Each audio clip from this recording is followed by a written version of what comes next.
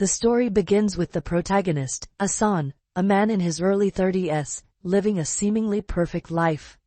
Asan is married to Sarah, his college sweetheart, who is only a few years younger than him. Together, they have built a home in a peaceful suburban neighborhood. Their relationship is often seen by others as an epitome of a loving, successful marriage. They have shared dreams, aspirations, and memories, living a life that many people around them envy. Asan works as a marketing manager at a reputable firm, while Sarah has a fulfilling career as a graphic designer. They both work hard and enjoy their weekends together, often indulging in quiet dinners or movie nights, a picture of domestic bliss. Asan, deeply in love and entirely devoted to Sarah, believes in the sanctity of their relationship. He sees their marriage as the foundation of his life. Trust, for him, is the bedrock upon which their life is built, and he has always been proud of their communication and bond. Their friends often admire the way they support each other and handle life's challenges. From the outside, everything appears flawless. Yet, despite the seemingly perfect facade, Asan begins to notice subtle changes in Sarah's behavior that start to nag at him. At first, these changes are small and almost unnoticeable. Sarah, who was once always attentive and engaged in their conversations, begins spending more time on her phone, often with her back turned to Asan. She's less present during family dinners and starts making excuses to leave the house for extended periods. When they do talk, the discussions feel more surface level, lacking the depth and emotional connection they once shared. She seems distracted, and her responses feel distant, as if she's preoccupied with something or someone else.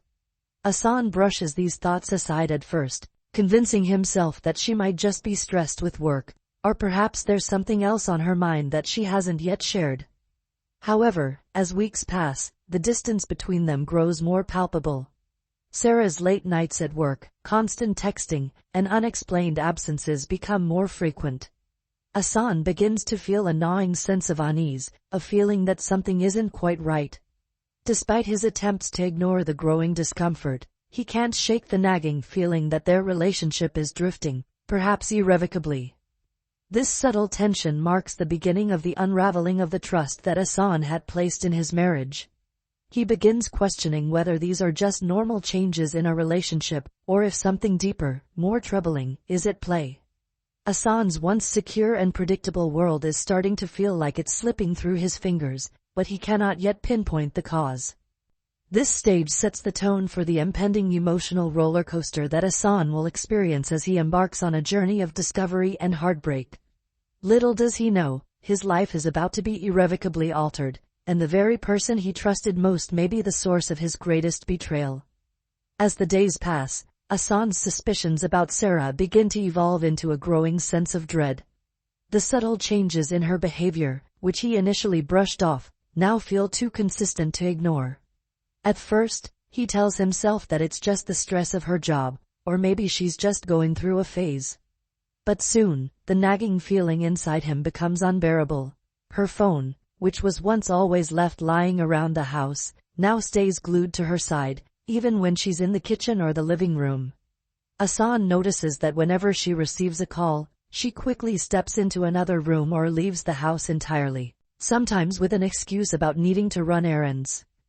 Her texts, which were once shared between them in playful exchanges or heartfelt conversations, are now kept hidden, her screen often turned away from his view. The constant hum of her phone, even at night when they're supposed to be winding down, only adds to his unease. Asan, who has always prided himself on being a supportive and trusting husband, starts to feel like a stranger in his own home. The distance between them, once imperceptible, now feels like an insurmountable chasm. He tries to dismiss his concerns, telling himself that these things happen in relationships. People grow, they change, but deep inside, a small voice tells him something isn't right. The emotional disconnect becomes more pronounced. Sarah, once so affectionate and attentive, now seems distracted when they talk. Asan makes an effort to engage her in conversations about their plans or his day, but she responds with short, uninterested answers, her mind clearly elsewhere. Their physical intimacy, once passionate and comforting, becomes a rare occurrence. She's no longer interested in holding hands during a movie, or in sharing the quiet, intimate moments they once had. Ahsan feels rejected, not only physically but emotionally. His efforts to reconnect with her, planning surprise dinners or weekend trips, fall flat, as if she's simply going through the motions, rather than genuinely participating in their relationship. The tension intensifies when Ahsan starts to notice that Sarah is becoming more defensive. If he asks her where she's been or who she's been talking to, she brushes him off with vague answers like, "It's nothing, just work," or "I'm just tired, don't worry about it." Her defensiveness only fuels Ahsan's doubts, making him feel as if she's hiding something from him. He starts to feel like an intruder in their marriage, as if he's no longer the person she can confide in or share her life with. The once open, loving communication they had shared now feels like a distant memory. This growing unease begins to consume Ahsan's thoughts.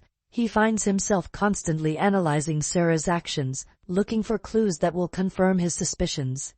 He starts paying closer attention to the details: how long she's on her phone, the tone of her voice when she talks about certain people, the way she avoids eye contact during conversations.